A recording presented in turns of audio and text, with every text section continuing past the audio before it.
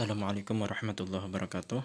Semoga kita dalam keadaan sehat walafiat serta mendapatkan perlindungan oleh Allah Subhanahu wa taala. Baiklah, pelajaran akidah akhlak kita hari ini adalah adab bertamu, yang mana kita hari ini melanjutkan adab bertamu yang pada minggu kemarin. Sebelum masuk ke pelajaran lebih lanjut, mari kita berdoa bersama-sama. أعوذ بالله من الشيطان الرجيم بسم الله الرحمن الرحيم ربي زدني علما وارزقني فهما والحمد لله رب العالمين. Lanjutannya adalah mengucapkan salam ketika kita bertamu. Sebelum masuk ke rumah orang lain yang kita kunjungi, ucapkanlah salam terlebih dahulu kepada pemilik rumah. Dengan mengucapkan salam berarti mendoakan pemilik rumah agar memperoleh dan mendapatkan keberkahan dan keselamatan. Allah Subhanahu wa taala berfirman sebagai berikut. A'udzubillahi minasyaitonirrajim. Ya ayyuhalladzina amanu la tadkhulu buyutan ghaira buyutikum hatta ta'nisu wa tusallimu ala ahliha.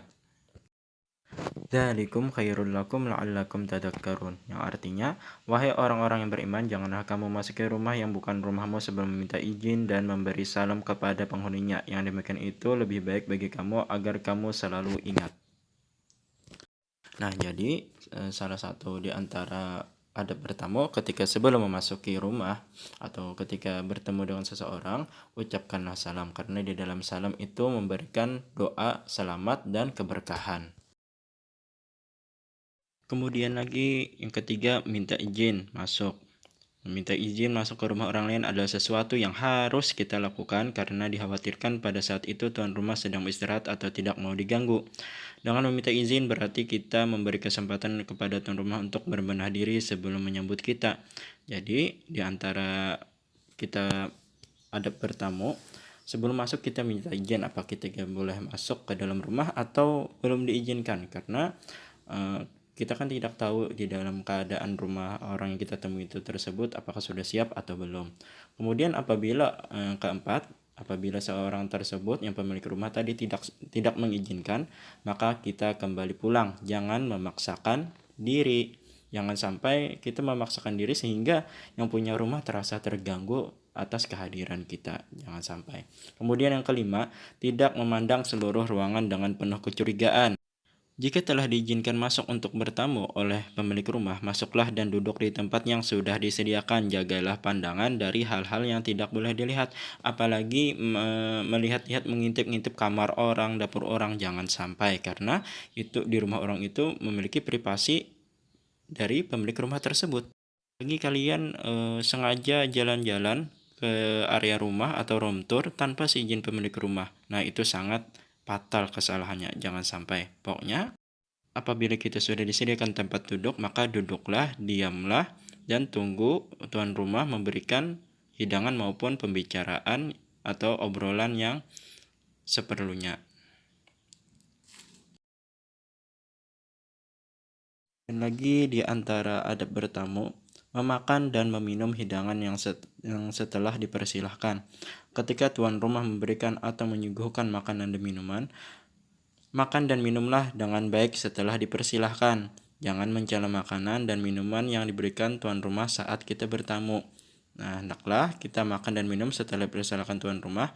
Jangan sampai mencela makanan dan minuman yang telah diberikan tuan rumah. Nah, apabila kita bertamu kemudian dihidangkan makanan dan minuman, maka nikmatilah makanan tersebut atau minuman tersebut.